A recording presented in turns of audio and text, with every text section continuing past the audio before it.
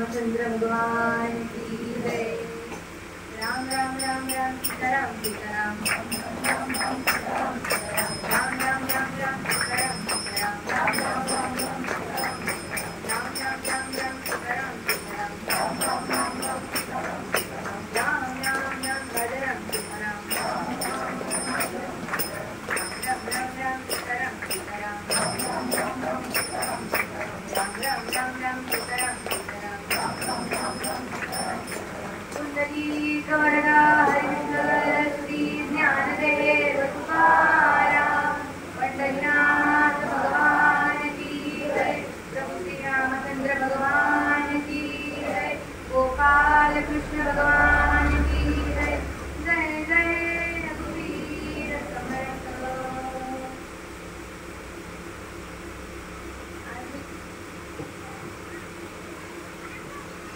आज मी तुम्हाला नामदेवांची कथा सांगणार आहे। पंढरपूर हे नाव घेताच आपल्या मनामध्ये काय येते?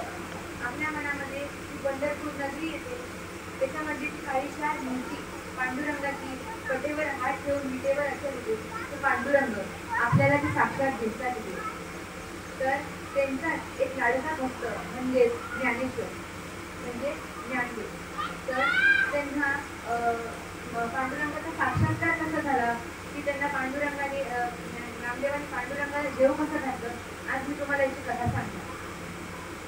एके दिवशी नामदेवांचे जे वडील होते त्यांचं नाव दामाशेट्टी होतं आणि त्यांच्या आईचं नाव गोनाई होतं। तर दामाशेट्टी बाजाराला जात होते, तर ते म्हणत होते, बाजारा जातो मी बाजारा जातो मी आज दूर गावा आज दूर गावा आज दूर गावा आज दूर गावा रामया रावरात रामया रावरात तुझेची पाठवा रामया रावरात रामया रावरात तुझेची पाठवा बाजारा जातो मी बाजारा जातो आज दूर गावा आज दूर गावा आज दूर गावा आज दूर गावा। याच्यामध्ये रामाशक्ती म्हणतात आता गोनाई ऐकलंस का, माझ्या नाल्याला पूजा करायला पाठवशील बरं का? तर गोनाई म्हणते का बरं तुम्ही कुठे चाललात? तर ते म्हणतात की मी बाजारात जातो आहे, तिकडे चांगला 4 दिवस मुक्काम पडणार आहे, त्यामुळे आपल्या नाम्याला रावळामध्ये जाऊन देवाची पूजा करायला सांग, देवाला जेवण घालायला सांग बरं का? तितक्यातच रामाशक्ती देवाचा नामदेव पाजला घरा गोनाईने वृत्तांत सारा कपिला रामयाची। अहो हल्ली आत्ताची मुलं काय करतात, दिवस रात्र खेळतात मोबाईलवरती। तर तेव्हा त्या काळामध्ये नामदेव कशावर नामदेव अंगणामध्ये खेळत होते। तितक्यातच वडिलांचे ते शब्द त्यांच्या कानावरती आले, त्यांच्या कानावरती पडले आणि त्यांच्या आनंदाला पारावरच उठला नाही। ते पळत पळत कोणाजवळ गेले आणि म्हणू लागले की आई सांग ना, मी खरंच रावळामध्ये जाणार, मी देवाची पूजा करणार, मी देवाला जेव घालणार, हे आई सांग ना, मग त्यासाठी मला लवकर आंघोळ घाल। माई मजला स्नान आई रे माई मजला स्नान आई रे कसे करिताची पूजा कसे करिताची पूजा देव घालीन आज मी पांडुरंगा देव घालीन आज मी पांडुरंगा पंढरीच्या पंढरीच्या माई मदना विज्ञान राहिले माई मदना विज्ञान राहिले सगळ्यांना एका माळेची म्हणीच बोलावं लागतं, कारण की मागच्या कीर्तनामध्ये जेव्हा मी गेलो होतो तेव्हा कोणीच टाळ्या नव्हतं वाजवतो। मी मागच्या कीर्तनामध्ये पण सांगितलं होतं, तुम्हाला माहिती आहे का आपलं कीर्तन दुसऱ्या बोट आणि आपल्या मधल्या बोटामध्ये एक धनरेषा असते. तर जितकी आपण टाळी वाजवली ना तितकी धनरेषा वाढत चालते. म्हणून दादा मी तुमच्या हातात आहे, तुम्हाला टाळी वाजवायची की नाही.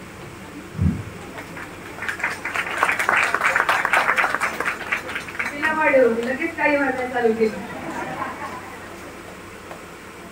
मग गोनाई नामदेवाला स्नान घालते आणि नामदेवाला खूप उत्सुकता असते की आपण कधी रावणामध्ये जाणार, कधी आपण देवाची पूजा करणार.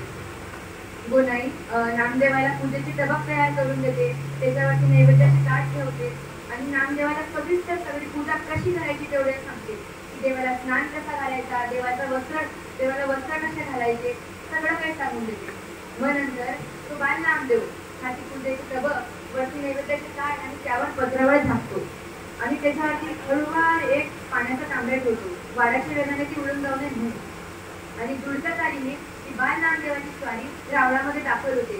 अहो काय ते वर्णन करायचं बाल नामदेवाचं. कमरेला लंगोटी, गळ्यामध्ये पांढरे शुभ्र जानवे, मस्तकावर काळ्या भोर शेंडीचा संजाब, टपोरे डोळे आणि मस्तकावर केशरी टिळा. हे पाहून त्या पांडुरंगालाही खूप कौतुक वाटतं बरं का. आणि आईने जशी सांगितली तशी त्यांनी पूजा मांडायला सुरुवात केली. मग नंतर ते नामदेव तर होते, म्हणजे खूपच छान होते नामदेव आणि ती मूर्ती खूपच मोठी होती. तर हातही पुरत नव्हता त्यांचा. तर त्यांनी जशी होईल तशी पूजा केली आणि त्यांची ही पूजा पाहून पांडुरंगाला खूप छान वाटते.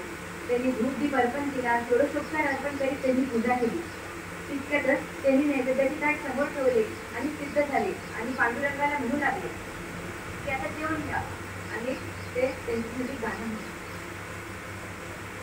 जेवी वास गुणा श्रीहरी, जेवी वास गुणा श्रीहरी, जेवी वास गुणा श्रीहरी, काय दुधावरी भातपुरी वरी, काय दुधावरी भातपुरी वरी, कानवरा श्रीमना श्रीहरी, जेवी वास गुणा श्रीहरी, जेवी वास गुणा.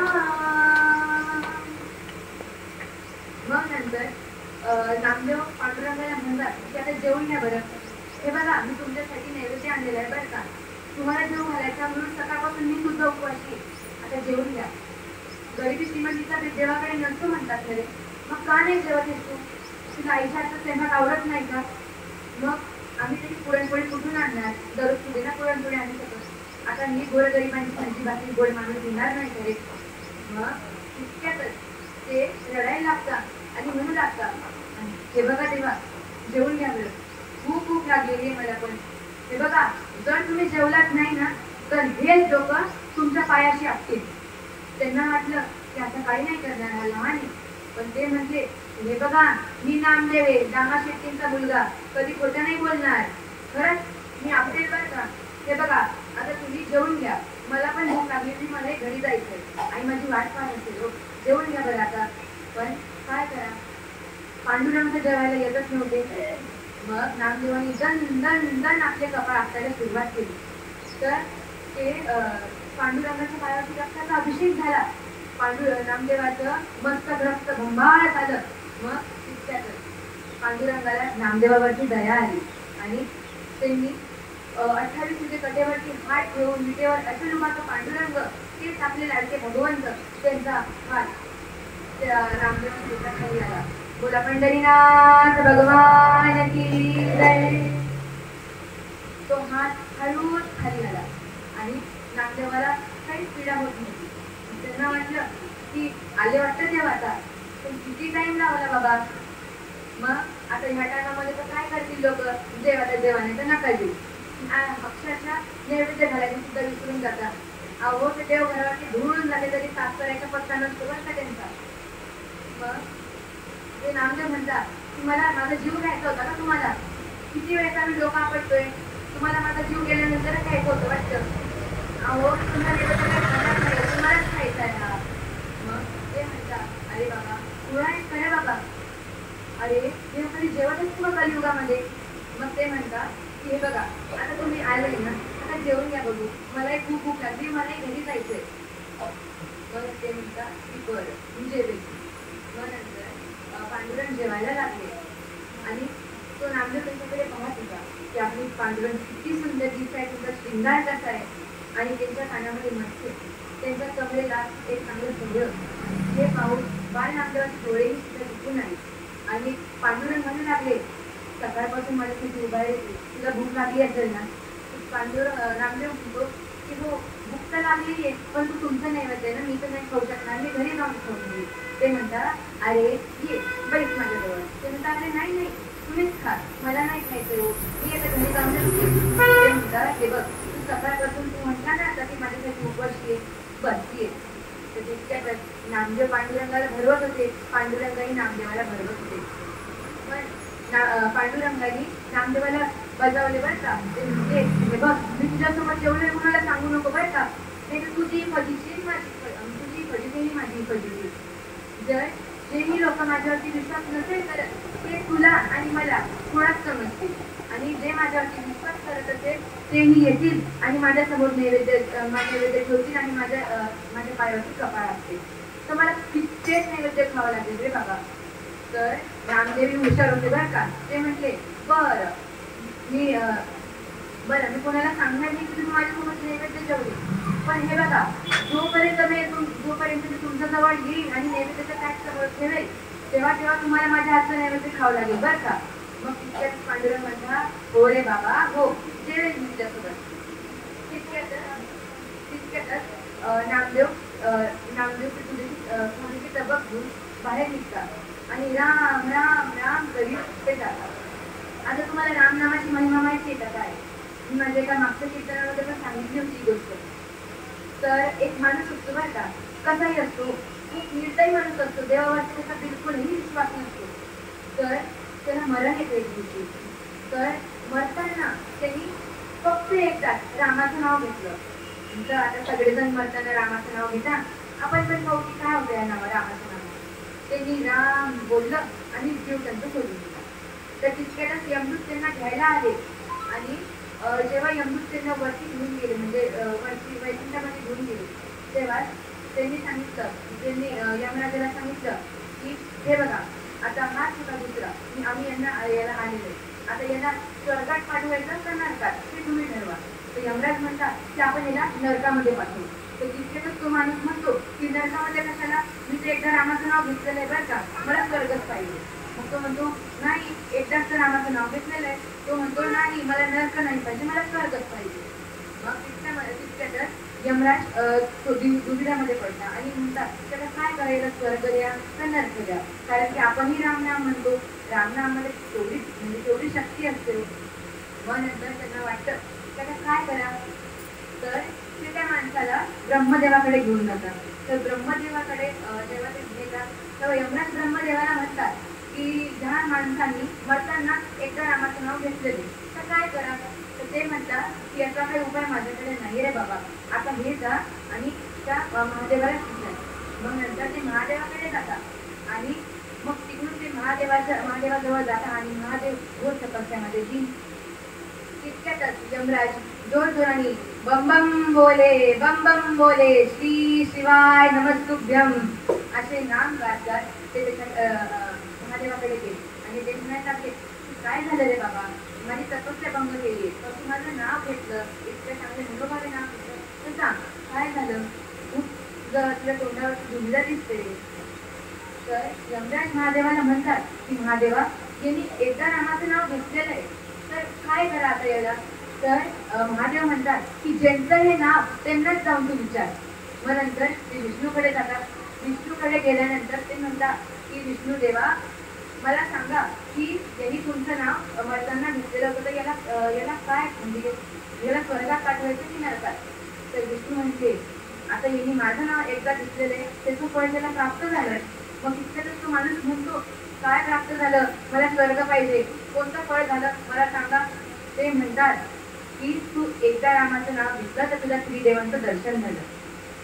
तर हा त्रिदेवांचं दर्शन होणं किती म्हणजे भाग्याचं आहे. तर याच्यामध्ये ब्रह्मा विष्णू महेश सगळे येऊन जातात आणि एकदा रामाचं नाव घेतलं तर त्यांना त्रिदेवाचं दर्शन झालं. तर आपण दररोज एक सकाळी देवाजवळ बसून एक माळ जर रामाची जप केली तर आपल्याला किती पुण्य मिळेल तुम्हीच सांगा. आणि असं नका करू बरं का की एकदाच रामाची माळ जप केली म्हणजे झालं, असं नाही. रामाची सेवा करा, भक्ती करा, भक्तीमध्येच तो गोडवा असतो. मग राम नाम करीत ते घरी गेले आणि तिकडून त्या आईला आवाज होता, ए आई आई आलो ग मी. तर तिकडून आई म्हणते, आलास का रे नाम्या, काही धूप दीप पोळून तर नाही घेतला ना. तर नाम्या म्हणतो, नाही ग आई, मी चांगली पूजा केली एकदम आणि पांडुरंग प्रसन्न झाले बरं का आणि त्यांना भाजी भाकरी आवडली. मग तिथं आई म्हणते, भाजी भाकरी आवडली, अच्छा थोडं. तर तितक्यात तुळा म्हणून कोणी चालली जाते आणि म्हणते, तुला भूक लागली असेल ना, तुला जेवायला वाढून देते. तो म्हणतो, हो आई, खूप भूक लागलेली आहे मला. पण आई तुम्हाला तुळा का बरं म्हणली. काही नाही रे बाबा, असं तू जा बैठ जेवायला आणि एक काम कर, नैवेद्याचं ताट घेऊन जेवायला बैठ. तो म्हणतो, नैवेद्याचं ताट, अगं आई नैवेद्याला देवाने जाऊ लाग. आई म्हणते, देवानी जेवला नैवेद्य, अरे बाबा देव कधी जेवत असतो का रे. त्यात म्हणतो, अगं आई खरंच देवाने नैवेद्य जेवलेला आहे. आईने सांगितलं, बरं दाखवते ताट. तिने रिकामं ताट दाखवलं आणि आई संतापली. तितक्यातच आईच्या मनामध्ये काय काय विचार येऊ लागले. आई म्हणते,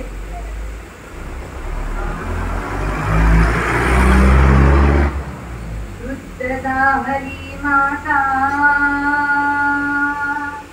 वृद्धदा हरी माता, पाहुनिया रिक्त पात्राच्या हाती, कोंडुनिया ठेवियले उपवासी अन्मनी पितृभीती. त्या आईच्या मनामध्ये काय काय विचार येऊ लागले. त्या आईला वाटलं की गेल्या रस्त्यामध्ये कुठेतरी भूक लागली आणि हा तिकडेच बसून कुठेतरी नैवेद्य खाऊन घेतला. आणि आईला हे पण वाटलं की रस्त्यामध्ये कुठे जाताना भीक लागली आणि नैवेद्य खाली पडला आणि आता माझ्यासमोर गयावया करतोय की देवानी नैवेद्य जेवला. मग आईला इतकं राग आला की आईला वाटलं की आज आपला पोरगा एक खोटं बोलतोय, उद्या 10 खोटं बोलेल, मग 100, मग 1000, कित्येक खोटं तो बोलेल. मग आईला वाटलं की आता याला काही ना काहीतरी शिक्षा द्यावीच लागणार. आईने त्याला एका अंधाऱ्या कोठडीमध्ये बंद करून ठेवलं आणि किती वर्षाचा तो, 8 वर्षाचा तो बाळ नामदेव, त्याला आईने त्या अंधाऱ्या खोलीमध्ये बंद केलं आणि नामदेव गयावया करू लागले, अगं आई नाही ग, खरंच देव जेवला ग आई, आई मी खोटं नाही बोलत आहे, खरंच देव जेवला ग. हे बघ तुला मी ताट पण दाखवलं ना आणि देवाला नैवेद्य आवडला सुद्धा ग आई.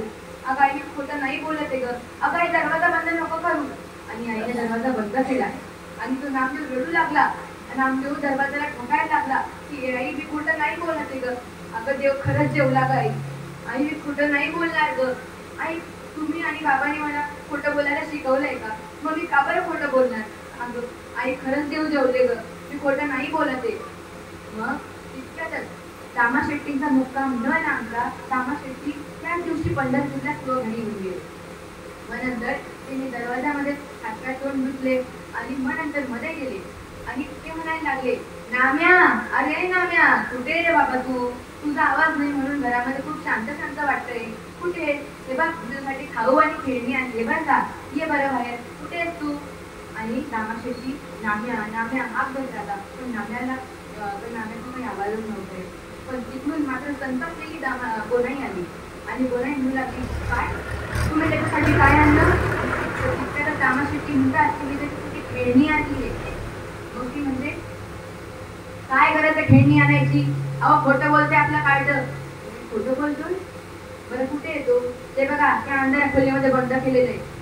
आता तुला कितीदा सांगितलेलं आहे, त्याला अंधाराची भीती वाटते ना, मग का बरं तू त्याला बोलून ठेवलेले. तर तिकडे तो नामदेव रडत होता आणि दामा शेट्टींना आवाज आला रडायचा. दामा शेट्टीने हळूच दरवाजा उघडला आणि नामदेव म्हणू लागले, अगं अहो बाबा मी काहीच नाही केलेलं आहे बाबा, खरंच पांडुरंग जेवले बरं का आणि त्यांना माझ्या हाताने खाऊ घातलं. हे तर आहे की पांडुरंगाने मला 4-5 तास खाऊ घातले, पण खरंच हो पांडुरंगाने नैवेद्य जेवलेलं आहे. मग तिकडे दामा शेट्टी म्हणतात, अरे बाबा मी तुला मारणार नाही बरं का, खरंच नामदेव जेवले ना. तर नामदेव म्हणतो, खरंच पांडुरंग जेवले ना. तर नामदेव म्हणतो की हो बाबा खरंच पांडुरंग जेवले बरं का, ते पण माझ्या हाताने जेवले. बरं उद्या माझ्या समोर जेवू घालशील का? तर तो म्हणतो बरं उद्या मी तुमच्या समोर जेवू घालेल. पण काय भाव होता त्या नामदेवाला होतं म्हणायचंच होतं. मग नंतर दुसऱ्या दिवशी आईच्या भीतीने त्यांनी स्वतःच आंघोळ केली आणि पूजेची नैवेद्य तयारच होती. मग जेव्हा ते बाहेर पडले, पुढे नामदेव आणि मागे दामाशेट्टी. ते नामदेव गेले, मंदिरामध्ये दाखल झाले आणि पांडुरंगासमोर बसले आणि गयावया करू लागले. अहो देवा, काल तुम्ही जेवले, आज तुम्हाला यावंच लागणार बरं का. वाटलं तर तुम्ही नंतर आता कधीच नका येऊ माझं ते नैवेद्य जेवायला, पण फक्त मात्र आज येऊन जा. हे बघा, आज तुम्ही बाबांच्या हातचा मान फक्त तुमच्या हातात आहे बरं का. देवा तू येऊन जा ना पटकन.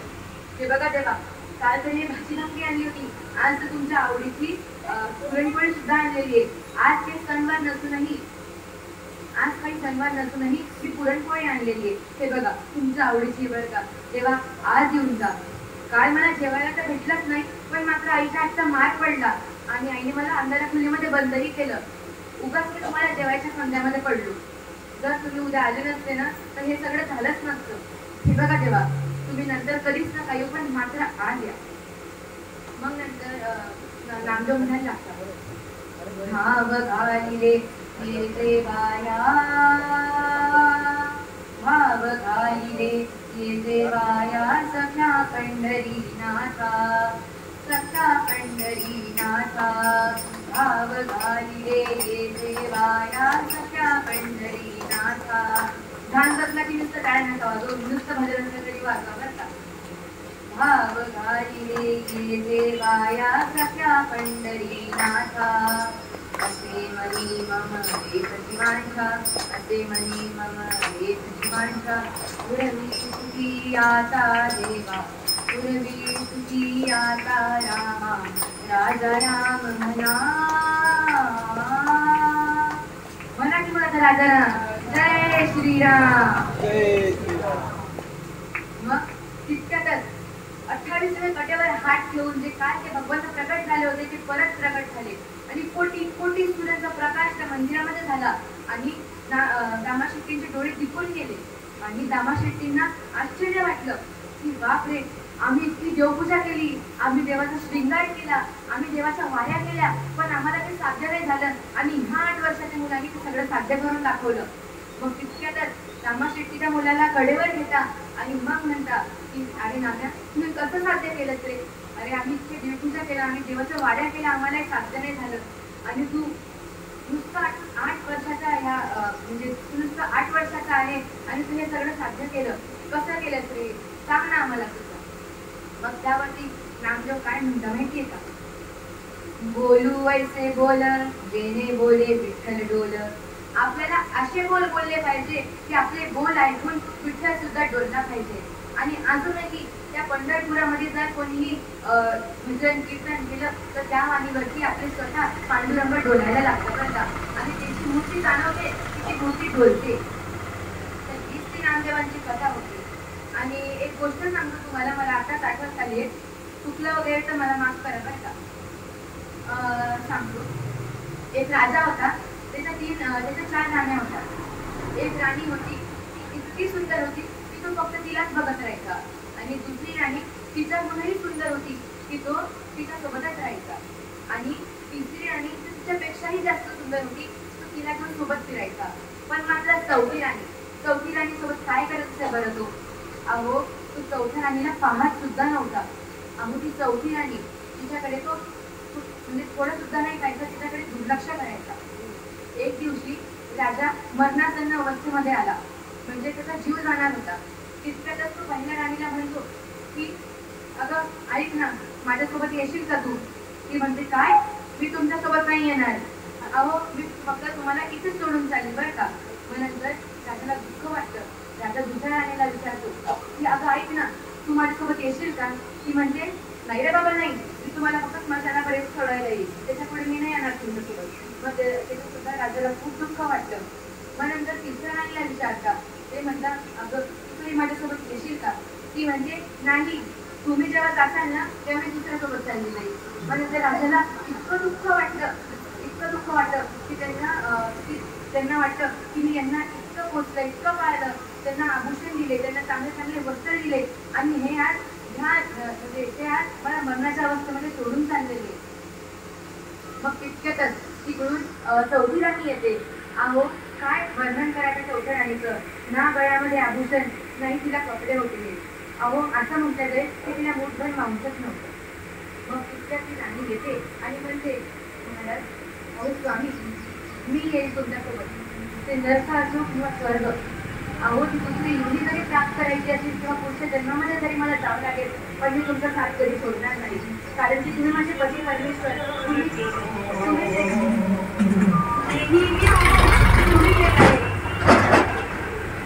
आहे माझ्यासोबत आहे. मग तितक्यात राजाला आश्चर्य वाटतं. राजा तिच्याकडे पाहत राहतो आणि राजाला वाटतं की अहो ती राणी तिच्याकडे मी पाहिलं सुद्धा नाही, तिला जास्त भावही नाही दिला, तिच्याकडे दुर्लक्ष केलं आणि त्या 3 राण्यांकडे पाहिलं. मग नंतर त्या राजाला वाटलं की अहो हीच आहे ती राणी आणि तो राजा दुसरा तिसरा कोणी नसून आपणच, तो राजा आपणच आहे. आणि पहिली राणी म्हणजे आपलं शरीर, तिच्याकडे आपण सदैव बघत राहतो. आपलं ते शरीर ते आपल्याला मरणाच्या अवस्थेमध्ये जागेवरती सोडून चाललं जातं. आणि दुसरं म्हणजे आपले नातेवाईक, आपले भाऊबंद, आपले मुलं आणि तो समाज, तो की आपल्याला फक्त स्मशानभूमीपर्यंत सोडायला येतो बरं का. आणि नंतर ते चालले जातात. आणि तिसरी राणी जी म्हणते की मी तुम्हाला सोडून दुसऱ्यासोबत चालली जाईल, तीच म्हणजे धनसंपत्ती, ऐशो आराम, धनसंपत्ती, दागिने, पैसा आणता, तेच ते. नंतर जेव्हा कोणी लोक म्हणतात त्यांचा जेवढा पण पैसा अडका असतो तर तो होता दुसऱ्याचा, म्हणजे कोणाचा, बायकोचा किंवा आईचा. आणि ही चौथी राणी म्हणजे आपलं पुण्य, आपलं कर्म, आपला धर्म. आपला धर्म कोणता, तर आपला सनातन धर्म. आपण त्याला जोपासायला पाहिजे आणि त्याच्याकडे कधीही दुर्लक्ष करायला नाही पाहिजे. त्याच राजाने जेव्हा जिवंत होता तेव्हा त्या धर्माकडे, त्या चौथ्या राणीकडे दुर्लक्ष केलं आणि तिला कधी भाव नाही दिला. आणि तीच राणी म्हणजे तेच पुण्य कर्म आपल्याला मरणाच्या टायमामध्ये कामात येतं. हेच ते असं. आणि आता माझे गुरुजी म्हणजे आत्रे गुरुजी, त्यांनी आता तुम्हाला एक चांगलीशी कथा सांगताय. दररोजच ते कथा सांगतात. ज्यांनी भागवत ठेवलं ते सुद्धा येईल, म्हणजे ते चौथ्या राणीवरती जास्त प्रेम करतात. चौथी राणी कोण?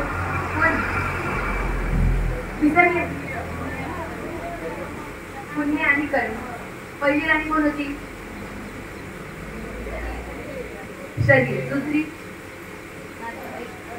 नातेवाईक आणि तिसरी धनसंपत्ती. म्हणजे आहे ऍक्टिव्ह. तर ज्यांनी हे भागवत ठेवलेलं आहे किंवा जे हे भागवत करताय ते म्हणजे चौथ्या राणीला प्रेम करणारे. आपणही चौथ्या राणीला प्रेम करायला पाहिजे. चौथी राणी म्हणजे सर्वात श्रेष्ठ राणी म्हटल्या जाते. 3 राणीकडे कधी लक्ष नका देऊ बरं का.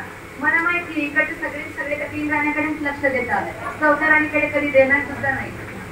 पण आता हे ऐकलं तर चौथ्या राणीकडे लक्ष द्यायचं बरं का थोडं. आपल्याला पुण्य कधीच सोडायला नाही पाहिजे, आपल्याला धर्म आपला कधीच सोडायला नाही पाहिजे. काही लोक धर्म परिवर्तन करून घेतात.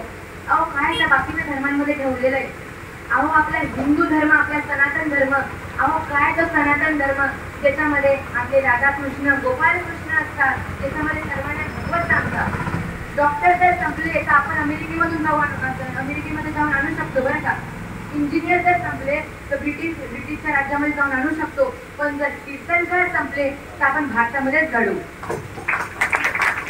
तर हेच होतं, आपल्याला कधी पुण्यकर्म सोडायला नाही पाहिजे आणि आपल्याला देवाची भक्ती करायला पाहिजे.